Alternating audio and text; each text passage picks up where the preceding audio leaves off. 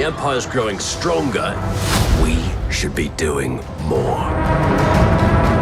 You want to really be free? Then pull off this heist, and you can have a future.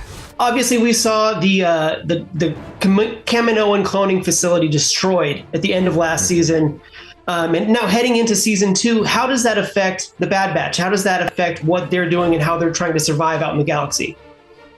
After the destruction of Tipoca City, the Empire's under the assumption that the Bad Batch perished in that attack. So when we start season 2, it's months later.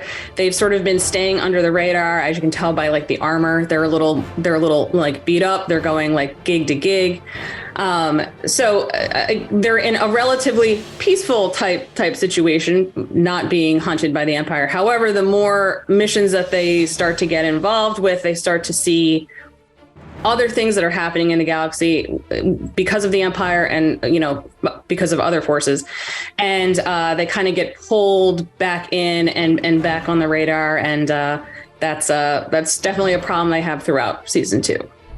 It's important for the Empire, in order to maintain this fake sense of legitimacy, is to wipe out the memory of it. It becomes increasingly urgent that the Empire find the Bad Batch, unfortunately, because they know what happened and they survived it, and that's a problem. That's a very big problem, because that can bring resistance and pushback from the diabolical machinations of Palpatine. So it really ups the stakes in terms of what's bearing down on the Bad Batch, but it also really clarifies what the universe is and how they are viewed within the larger political realities that are playing out. I mean, like Jen said, living gig to gig is pretty much it. They're trying to clearly stay off the Empire's radar, while the space dads, quoting Jen from earlier, are raising Omega, and she's kind of raising them too. It's this weird dynamic among all of them. So as a tight-knit family unit, you see how they have evolved.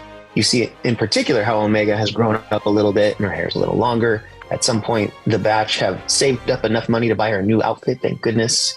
She's not wearing Camino pajamas forever.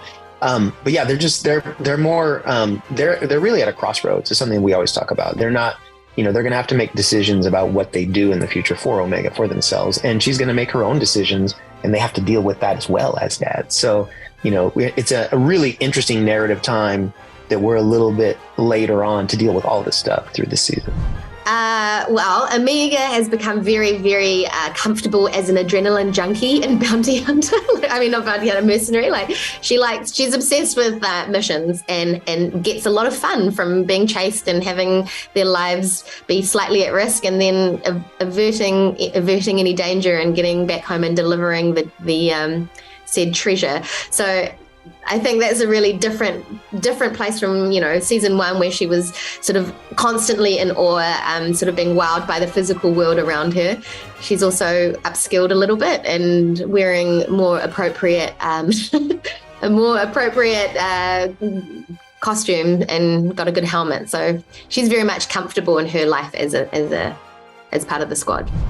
They no longer have Crosshair with them. Crosshair is now on the side of the Empire. He thinks he's being a good soldier and doing the right thing. And so he has his own story to play out as that reveals itself for what it is. So when we last saw him, it was the end of the destruction of Tipoca City, and he has the choice to leave with the Bad Batch, and he decides not to, and he wants to be left on that platform on Camino. And when we meet him in season 2, he's still with the Empire, and he has doubled down. So he, in his head, thinks that he's made the right choice, that he's the one in the right. He's not at all a villain. And the Batch are just, things are a little fractured there, because, I think they are brothers, but he has a very particular mindset. So it's really, season 2 for him is about, he's witnessing the changes going on with the Empire, but for him, it's just he believes he's an elite trooper. He believes that he is going to be vital to the Empire, and his interactions with Cody are he's finally being able to work alongside someone who he respects, who he thinks is, who he has a connection with, and is an equally good clone trooper like himself. It's a big moment in the galaxy where everything seems to be kind of transitioning. We're going to talk about a lot of what, or ask you about a lot of what you just talked about. But first I want to talk about Omega. And can you talk a little bit about, you talked about her becoming more competent, becoming more confident on these missions, and they can trust and rely on her more. How about the emotional side of that relationship? How is she growing along with the Bad Batch characters?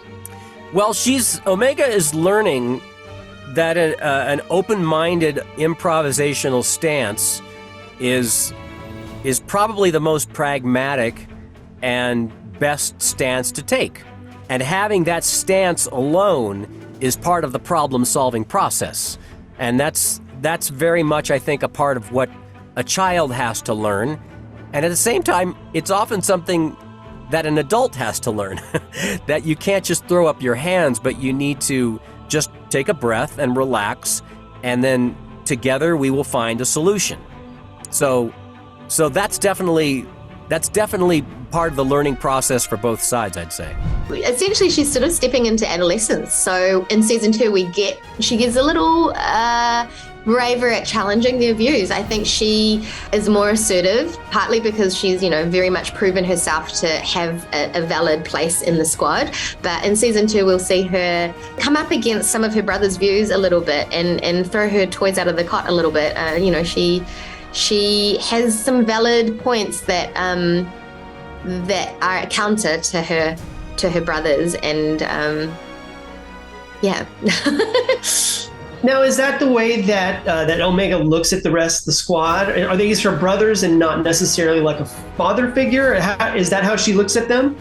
In terms of the squad, I feel like in her mind, they're almost equal in the sense that, she respects that Hunter is still the leader, but she's not scared to challenge them or to pitch a better idea. Because, technically she is in age years older than her brothers, which is unusual because she's had much less life experience.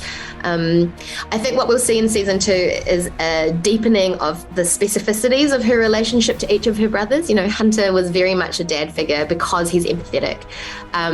In season 2, we get a little bit more of a glimpse of how Tech and Omega interact and how Echo and Omega interact. And it's really fun to add those dynamics into the Bad Batch. Speaking of the other clones in the galaxy, how are they dealing with the Empire's transition from clone troopers to conscripted troopers? How are they dealing with that now?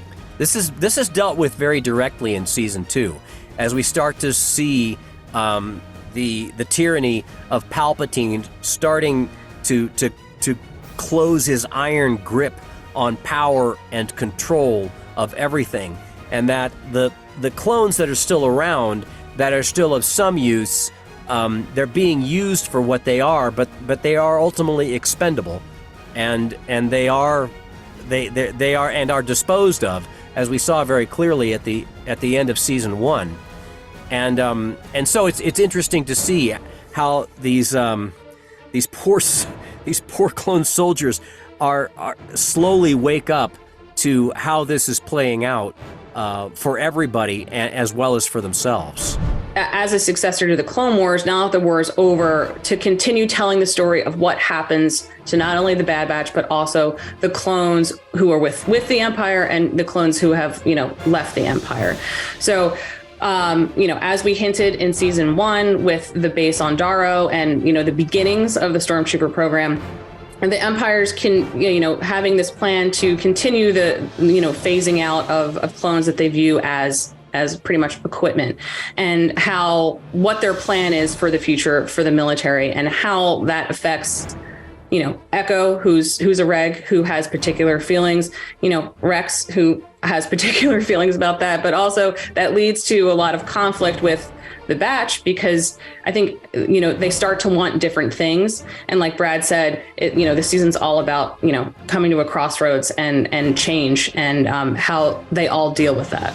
You mentioned Rex. So Captain Rex does appear in season 2. Is that something we're allowed to say, or is that something that's already been in the trailer? So that's out there already. Yeah. Gotcha. Can't resist Rex. Give me a break. Can you say anything else about other just legacy Star Wars characters who show up in this season who make an appearance?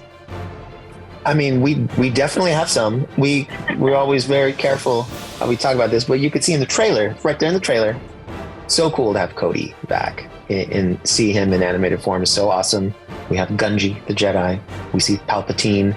Incredible. I'm not going to say too much more than that, but anytime we can bring in characters like that, it's so exciting in the writers' rooms, and as we design the characters, as we talk about all the different details to pull these stories together, it's really fun when we have those extra action figures to play with.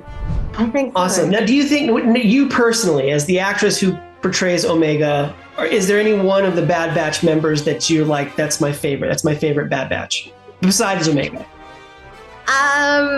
I really love Tech. I think he's misunderstood. I love how Dee is so clever at like creating a limited emotional character that has so much emotion running underneath, and the way that sort of Tech expresses his disagreement or his his sort of like hidden snarkiness, but his heart of gold really gets to shine in season 2. So I've really enjoyed getting to know Tech as a Batcher a little bit more front and center in this season. We are not the enemy. The Empire seeks to establish peace and order throughout the galaxy. Peace. Peace was never an option. We're soldiers. We do what needs to be done. Move! You know what makes us different? We make our own choices.